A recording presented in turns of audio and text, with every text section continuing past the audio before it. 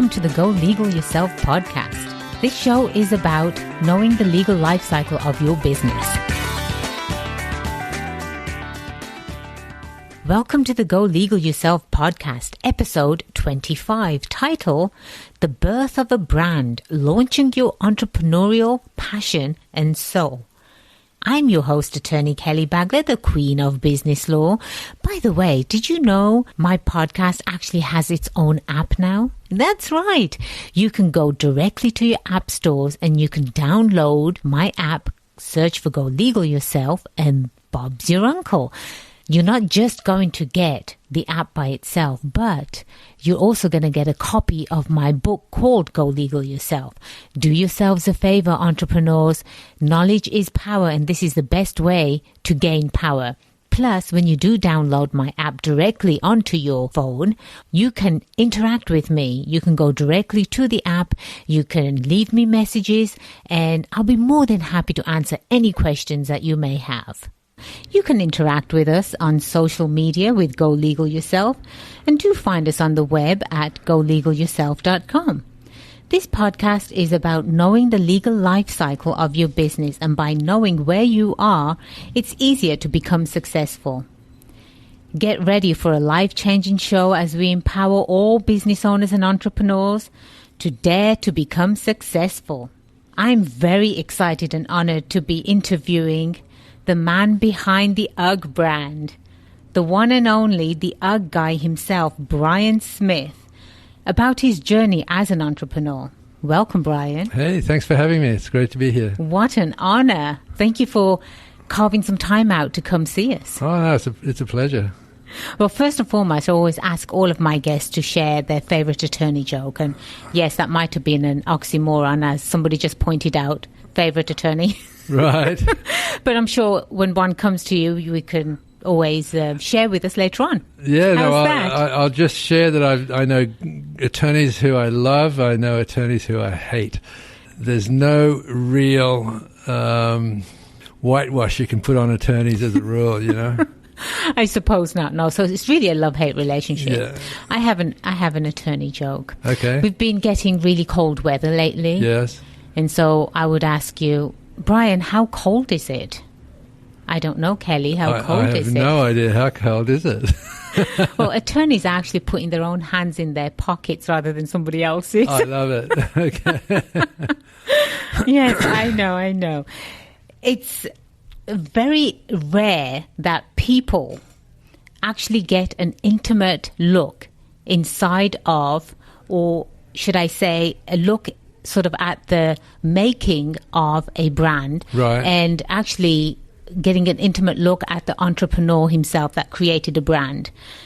It's a worldwide brand. Yes, it is. So as the author of The Birth of a Brand, share with us, Brian. I wish we had, 5-6 hours. So yes. Obviously, there's going to be part 2, 3, and 4, right? I hope so, yes. So please share with the audience a little bit about how you got started. Okay, I was a disgruntled accountant in Australia. It took me 10 years to graduate because I was sort of working in the day and studying at night. And the day I graduated, I quit because I hated being an accountant. And I had this feeling inside that I wanted to get a business for myself.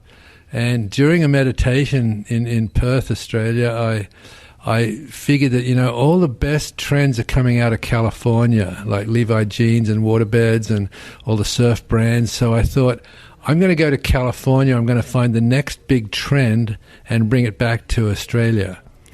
And so you're actually, you were planning on going back to Australia? Oh, totally, yeah. That was home? I never had any wish to live in America, yeah. And so I arrived in California and started surfing up at Malibu, which was always one of my great passions. And after a month, I didn't find the next big thing. And the next month, I didn't find the next big thing. But it was about the third month. It was about November, December, and the water was getting cold and the air was cooling off. And I would finish a surf and I was pulling on my sheepskin boots. And I got goosebumps because I thought, oh, my God, there's no sheepskin boots in America. and 1 in 2 Australians had some sort of sheepskin footwear. So I decided I was going to start importing sheepskin boots and become an instant millionaire. When I was reading your book, and every time you mentioned goosebumps, Right. I always call them goosies. Goosies, And okay. my audience is very familiar with goosies. 'Cause Really? Okay. When I feel something that this is right, or this Yep. is the path to follow, or Yep. stick to your guns, Yep. you get goosies. So as I was reading your book and you mentioned goosies, I was getting goosies. Oh, that's fantastic. That's fantastic. I was speaking on stage yesterday, and a whole bunch of people came up afterwards and said they got the goosebumps too, you know. So Right, exactly. It's amazing. Just Yeah. sort of so entrepreneurs, it takes a special breed. I agree with that.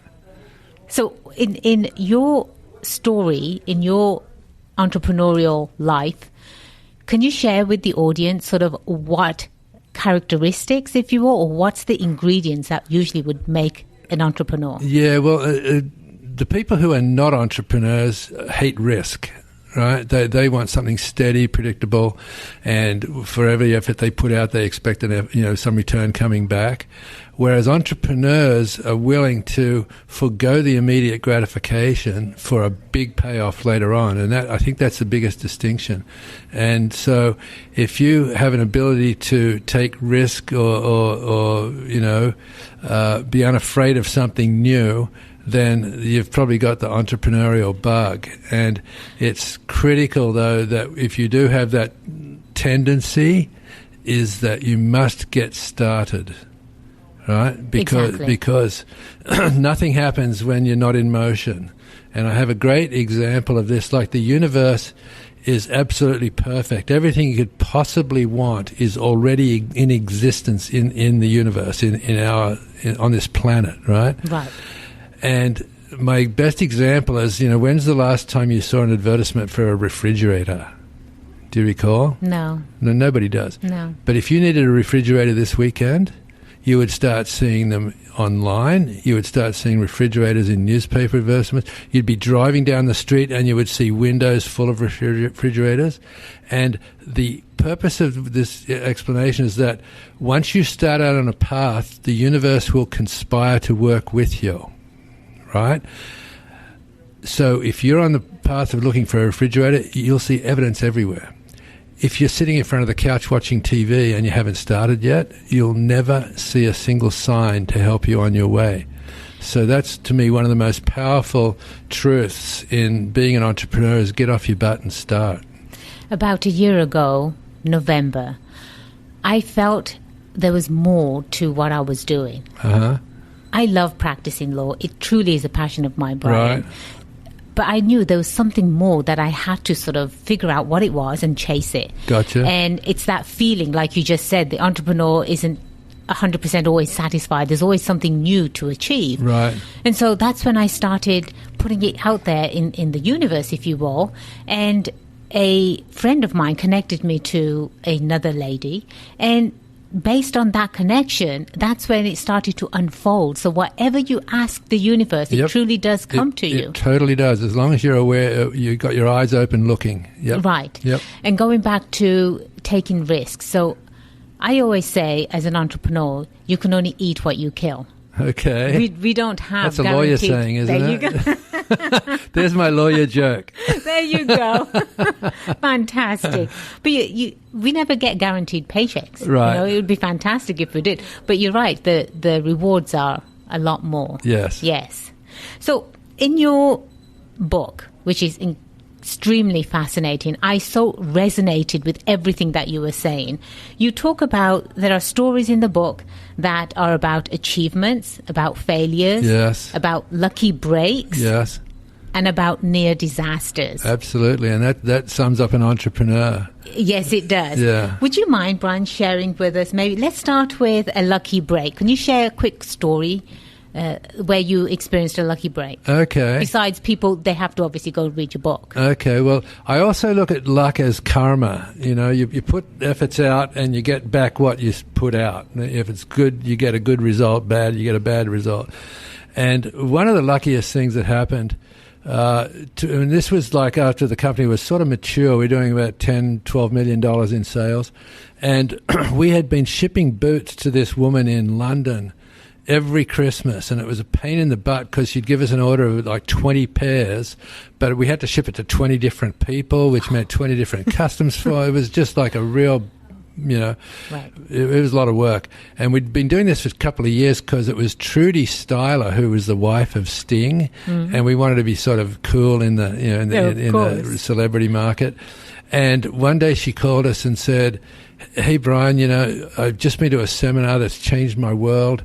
I need a most perfect pair of boots as a gift. Can you find a pair of, tall, sand, size whatever? And here's the address. Do you have a pen?" And I said, "Yep." And she goes, "Oprah, care of Oprah Winfrey." And that was probably the luckiest break we had, because that launched us from a sort of a national brand. It went international, and it went all the way across the airwaves. And so, but we would never have got there had we not kept being, shipping boots to Trudy. And so there was the karmic return. Extreme. And again, it's that gut feeling too, isn't it? Yes. I'm not ready to let this go. That's right, yeah. Yes. Yeah. Oh, fantastic. What about a quick story about... I'm going to leave near disaster to last. Okay. How about one of an achievement? How did you feel the very first time you made your $1 million? It was we all high-fived around the office, yes. Which was pretty cool. But I can't say that was like a really successful period, because we were too small to be big and too big to be small, right? I couldn't afford a full-time staff. So it was always very seasonal. October, November, December was a huge rush where we needed to have a really good infrastructure. And then, February, we had to let everybody go. So, and the other thing was, with $1 million in sales, it meant we'd sort of cracked into where the market was ready, but we were still toddling, or infancy and toddling in the real scale of our growth. And that meant we just, all the money we just made in October, November, December, we had to spend on trade shows coming up in February and March, the deposits, and then new styles and new colors and new product samples, which was a huge amount of money. And so pretty much by March, we were at the $1 million stage. At March meant I had to go back and get another summer job. And I did that for 3 years. Yeah. Yeah. Yeah. It's incredible. So for our audience that's listening and they are contemplating on going into becoming an entrepreneur, right, and opening their own business. Sure. It's not as safe as you make your first 5,000 or 10,000 and that's all profit. Yeah. It depends obviously on the business too, but for the majority of that money, you've got to put it back into the business so you can get to the next level. If you want to make it grow, yes. How many years, Brian, did it take you to get to a level where you didn't have to get a part-time job? The fourth year I was able to get an investor to sort of carry me through the summertime. Right. So it was 3 years of, the first year was washing boats at Marina del Rey. The next year was a construction laborer in Bel Air, which was pretty cool. And the third year was working on a golf course all summer as a greenskeeper. So I really enjoyed all those 3 jobs, but in fact, when I was on the golf course, I decided I'm going to give up. It's just too hard. I can't do this seasonally. And it was one rainy day, the first storm hit the California coast for the winter season. And I got home and there were 25, 30 messages on my answering machine, which had been dead all summer. All these retailers screaming for product. And that's when I realized, okay, I've either got to give up or I've got to get someone to carry me through the next summer, because I've got to make this into a real business. And luckily I chose that. And all of your part-time jobs that you've held, you've actually learned something. You took that as an opportunity to learn and get connected to more people too. Yeah, no, they were good times, yeah. See, that's how entrepreneurial, the spirit, that's how you think. In fact, looking back on those early days where I was broke are probably some of my fondest memories of the entire business. When you were broke, yeah. Yeah. Yeah. I think you really have to, these growing pains that you went through, an entrepreneur really has to go through those. I feel they can get all the advice in the world. Yes. They can get the best coaches in the world. Yes. But unless you've gone through that, you're not really going to understand what it really takes. Yeah, it doesn't sink in. You don't get the experience and the wisdom from failing, yeah. Right. Talking about failure, can you share a story on failure with us? Okay, well, I don't consider I ever failed. I had some horrible circumstances that happened. Right. I'll give you an example. One of them was when we were doing about $2 million, there was this 1 week, and it was the beginning of winter again. And winter in California means it rains, right? You get that first storm that hits the coast and it rains. And I didn't have enough money in the bank for payroll, and it was a Friday. And so I talked to my accountant and I said, look, I'm going to go to the bank. I'm going to get a loan on my credit cards. But I can't afford to pay everybody their full salaries.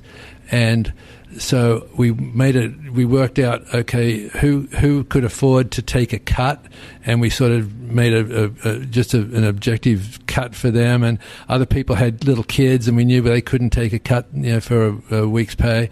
And so anyway, out of about 12 employees, I figured out how much I could actually afford to pay them on the credit card. And I told Conrad to, get the checks ready, but don't do anything till I don't think I said to him, don't do anything till I get back. But when I did get back from the bank, he'd given all the checks out. And I wanted the opportunity to stand up in front of them all and tell them what was going on. Right. And I was met with like these hostile people when I got back, like, "What? How the hell can you cut my check?" And I realized what he'd done, and that there was no way I could recover from it.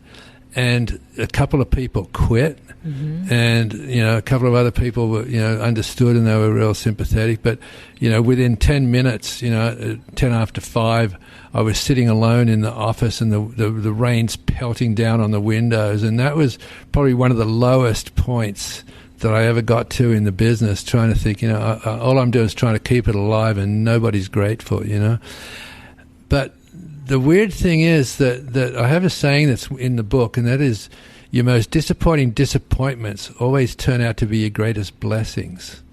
And it turned out that the 3 or 4 people that quit, they weren't very good employees anyway. There you go. and 2 weeks later, I'd done a big cash shipment to one of my customers, and I had enough money to pay everybody their back pay. Right. And we were back on track. Everything was normal, and now we're cruising because we didn't have those 3 or 4 employees. So every disaster has the seeds of its, a benefit in it. I'm 100% a believer in that, Brian. I'm such a firm believer that, sure, you're the founder of a company, and you have the vision and mission, and you can take it to the next level, because there's not going to be anyone else that works as hard as you. You're vested in it 100%. Yeah. It's on you. Either you make it or break it. But once you have a dynamic team on your side, someone that believes in you, yes, right, someone that believes in your passion, yep. and it doesn't matter whether they're going to get paid this month or not, but they're still there. Yep. That's huge. You can't buy that type of loyalty. No, you're absolutely right. And I had several of those employees that they were passionate evangelists. They were the barbarians out in the wilderness, spreading the word of UGG. I do have to share, I've got a couple of those too. Oh, great. Yeah, you just can't buy people like that. No. Exactly. And I'd be remiss if I didn't ask you to share a story with us on near disaster.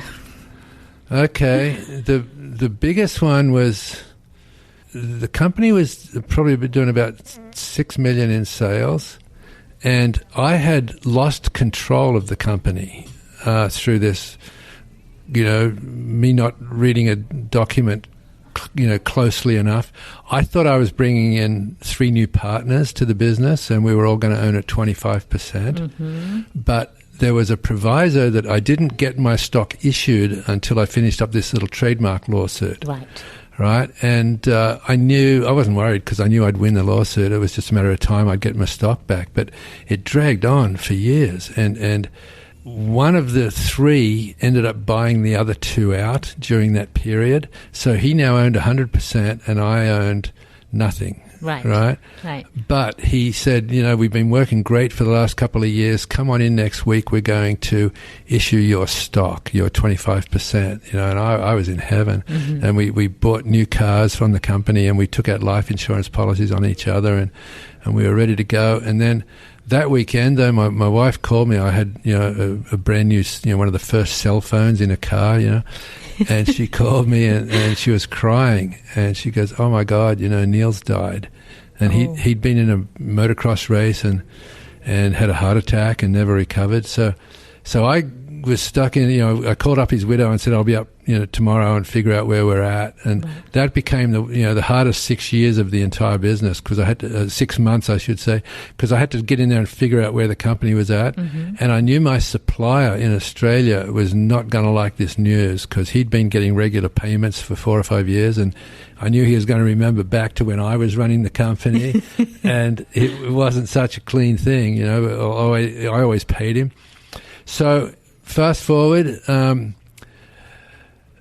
it was 5 or 6 months me trying to finance the company, but the banks are saying it's a fad. It will never be around next year. This is when we're doing 10 million in sales. It was so hard, and regular investment bankers wouldn't touch it.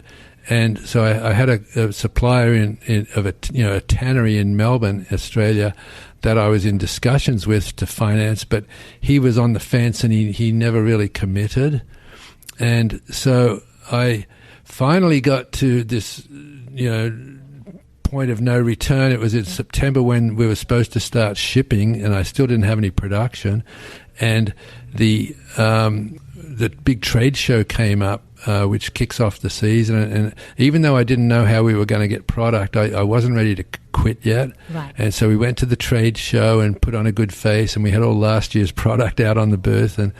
And I had heard that there was this other company called Thunderwear that were selling sheepskin boots, and I wasn't too worried about them because, I had bigger problems, but I knew they were showing at this trade show, so I walked over, and a couple of booths stopped, just stopped dead, and there was all my product from my original manufacturer out in his booth. Oh, no. With different labels on the back. They were called Thugs, because the company was Thunderwear, and they called them Thugs. Mm-hmm. And that's sort of when I knew I was out of business. But I didn't tell anybody, because even though we were beaten, I wasn't ready to quit for maybe I'll come back next year or something. There was something in me that just kept wanting to fight. Right. And so we finished that trade show, wrote a record number of sales without telling anybody they weren't going to get their boots. Right. And my wife and I decided we were going to call all our customers and tell them on Monday to go buy the Thugs. Mm-hmm. So when I got home from the trade show, I called up George. I saw Gordon, the guy from the tannery. Yes. And I said, hey, this is what's happened. Our supplier's gone around us, and we're not going to be able to deliver this year. And he was sad, and we hung up. But 2:00 in the morning, the next morning, the phone rings, and it's, "Hey, Brian, Gordon here. Screw George, I'll get you all the boots you need," and just like that, we were back in business. We sent the patterns down, and he cranked up the tannery and had got 4 or 5 manufacturers working on it. And within about 2 weeks, we started getting 2,000, 3,000, 4,000 pairs every Friday. Wow. And it was, enough. We threw away millions of dollars worth of orders, but it was enough to keep us in business for the year. And so it's another one of those situations where, well, 2 things happened. One was that between Christmas and New Year, that the life insurance policy paid out, and it was just enough to buy the entire company back from his widow. So I owned. That's extremely important, Brian. After you finish, please do continue, because I want to circle back to that point again. Yeah, and so that happened, and then the customs broker screwed up and shipped 2,000 pairs of Thugs boots to me and 1,000 of mine to him. So I swapped them over, and it was when I was driving back to San Diego from San Clemente, I was thinking, how come we couldn't keep boots in the warehouse for 24 hours and we were just wiped clean every Saturday, and the Thugs warehouse was floor to ceiling full of sheepskin boots. And it made me realize that my customers were so loyal that they wouldn't buy from the company they knew knocked me off, and they would rather forego nearly $2 or $3 million worth of sales at retail than go with those guys. So those were two revelations that came out of it, and it just highlighted again that your most critical disappointments have within it the seeds of your greatest blessings, and so no one could have foreseen me owning the company again. Even I didn't. Right. And yet, out of that disaster came this silver lining. It's incredible, but thank God you had your legal ducks, if you will, in a row. Yes. Because there's so many business owners out there that go into business with each other and they don't have a succession plan. They don't have a buy-sell agreement. They have no idea if one of the partners, let's say they become disabled. Yep. Or they're in a coma. Yep. And now you're stood holding half of the business, because it's always half. Yep. It's always half. And it's right? not always a disaster. Maybe the other partner just gets bored and wants to walk out. But in that particular situation, you can actually sit down with them and figure out what the company's worth. If there's a succession, exactly. Because maybe they don't agree, you're stuck. So a good legal document, you'll have a way to force the issue to get out of it, and that's something no one going into business ever foresees a disaster coming. Right. See, that's why they hire us. That's the critical reason to have a good lawyer with some just basic documents on. Okay, you think it's never going to happen, but let's prepare for it anyway. And if you never use this document, great. But in your mind, you're thinking you are going to use this document. Oh yes, exactly. Yeah. That's what we're that's what we study for, right? Yes. To Yes. look at the worst case scenario. That's right. So if a father and son came to me and said they wanted to go into business, I make sure that there's a contract between them. Yep. Father and son. Yep. Right. So going back to having life insurance on each other as well, extremely important, because in that situation, Brian, if the life insurance wasn't in place, where were you going to come up with the money? You'd hold the company would have folded. Yeah. Because his estate had no idea how to run. His wife had never stepped foot in the business. No. She didn't have a clue.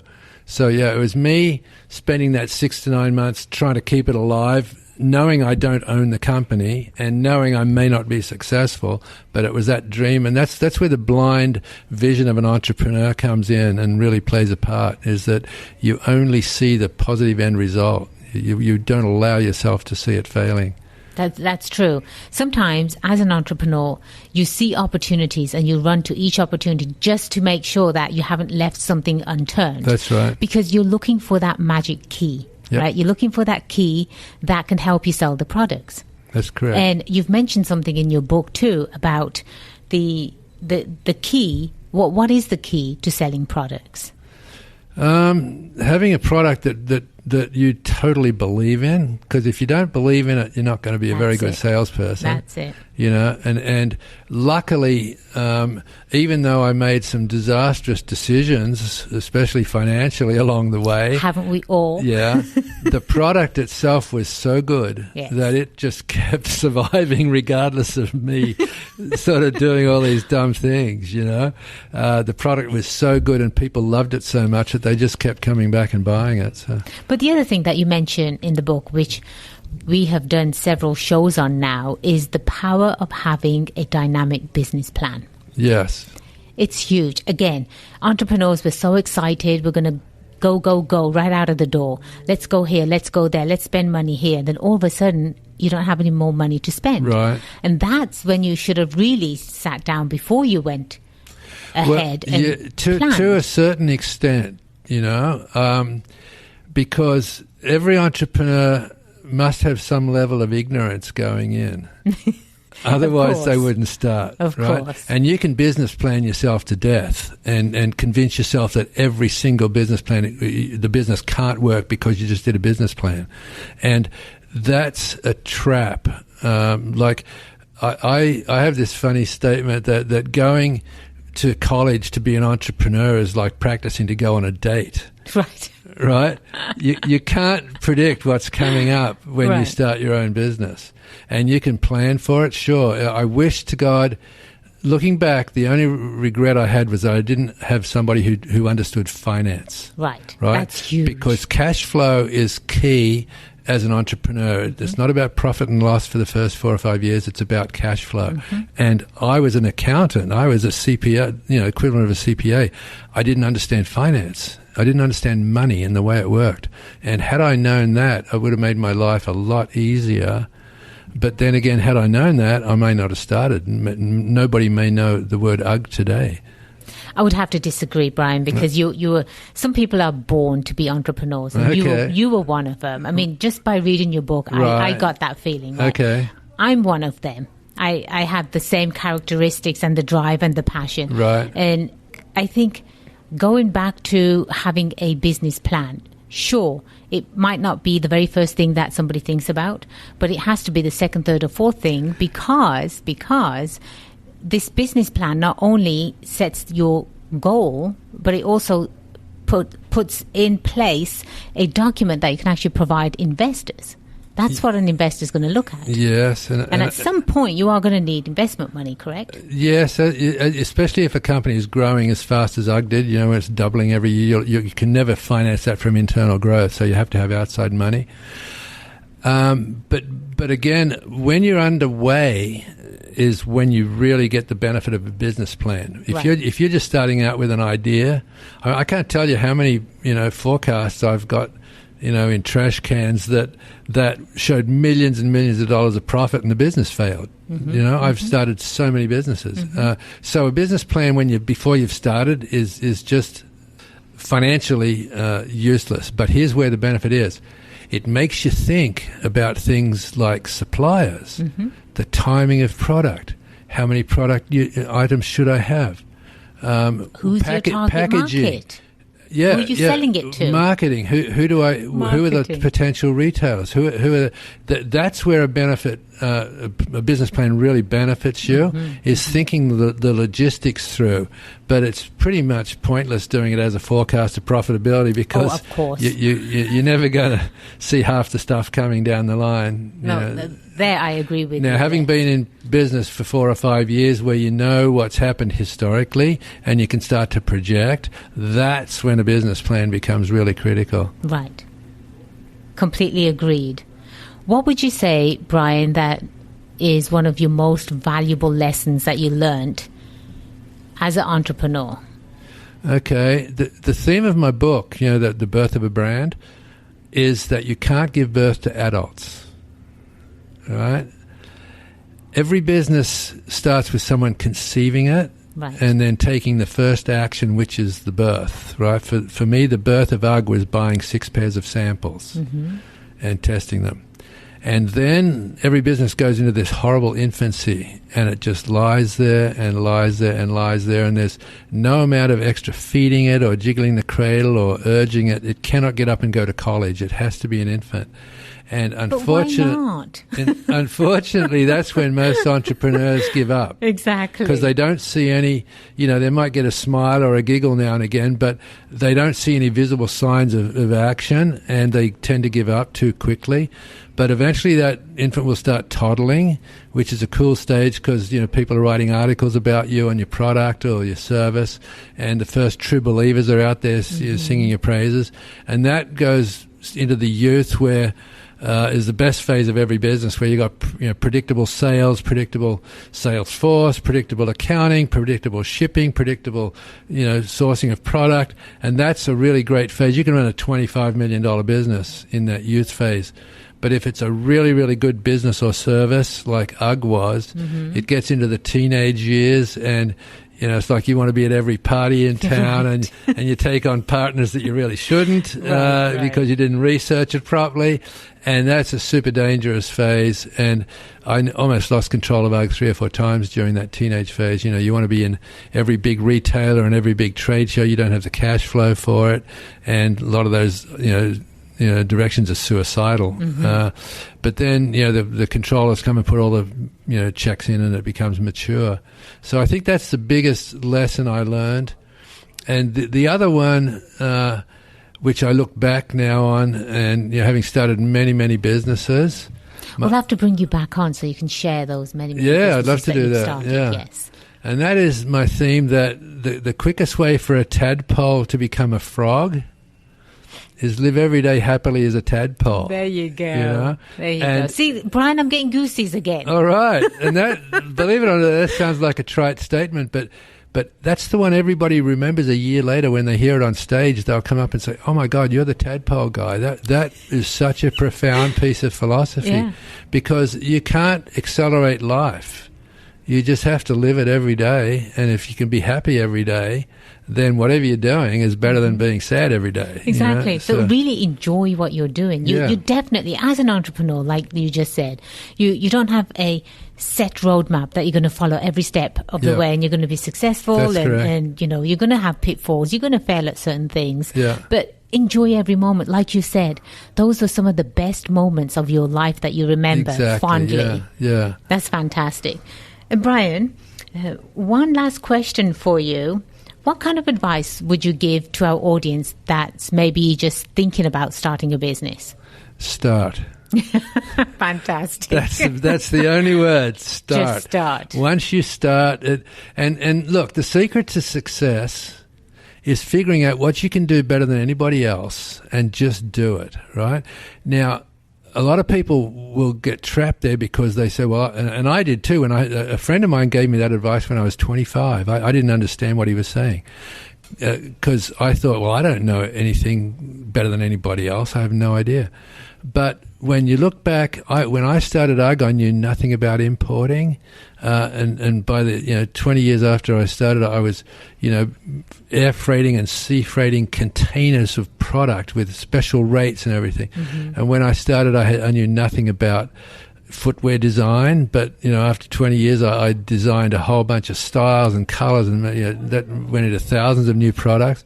And I knew nothing about the sheepskin industry, but after 20 years, we were buying futures in lambskins before the lambs were born, and we were buying currencies, so I knew nothing about marketing. My first 3 or 4 years of advertising was horrific.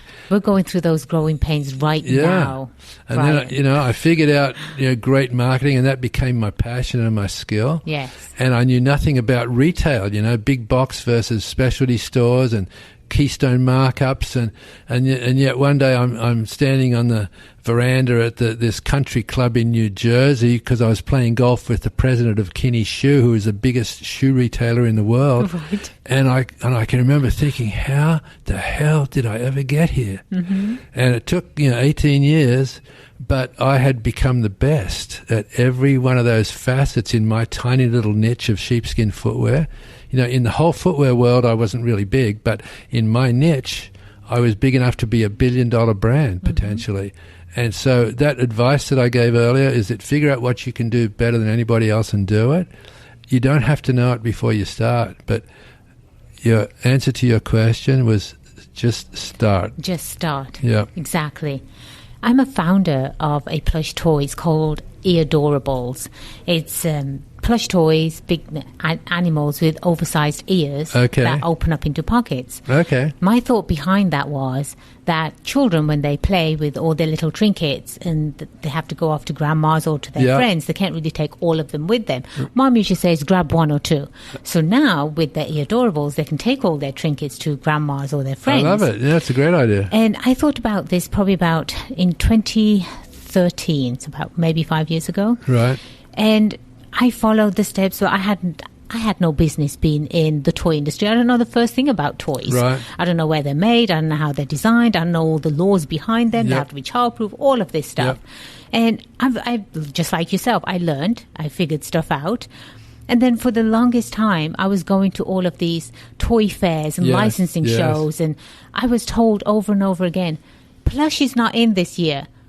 What? Plush is always in every year, but that's what I was told. No one's looking at plush right now. No one cares about that. Right. So for a year and a half, my babies, my Eadorables, they sat in a box underneath my stairwell for a year and a half. Right. And then this was the lucky break that I got.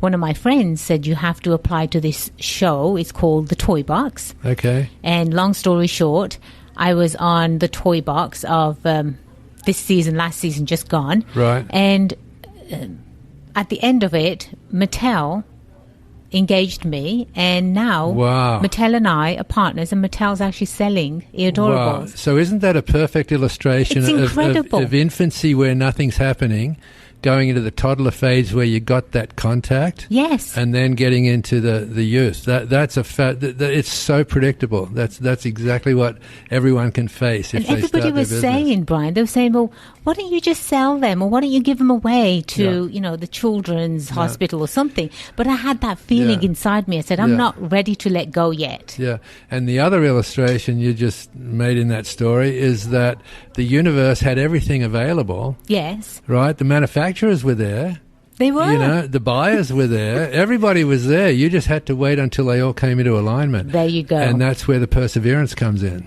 There you go. Yeah, so well done. Well, fantastic. Yeah. Thank you so much, Brian, for being on our show. Hey, it went too quickly. But we promise to have you back, though. Okay, that's a deal. Absolutely, That's a yes. deal. And how can our audience find you? Sure, my website is uggfounder.com. And if you go there, you can either buy my book on the website or just go to Amazon. And the book is The Birth of a Brand. And to me, it's a roadmap for entrepreneurs. It doesn't truly matter is. if you're starting out or you've been doing it for 10, 15 years. It's still a roadmap for entrepreneurs. And you can get that on Amazon, The Birth of a Brand. Fantastic. And please feel free to leave us comments. Go to golegalyourself.com, go to the contact page and leave us some comments and let us know what you would like Brian to maybe answer next time he's on our show for you. This is a fantastic opportunity for you. And remember, the only way you become successful is if you go legal yourself. I am Attorney Kelly Bagler, the Queen of Business Law, and it has been a pleasure being your host. Until next time, cheers to your success.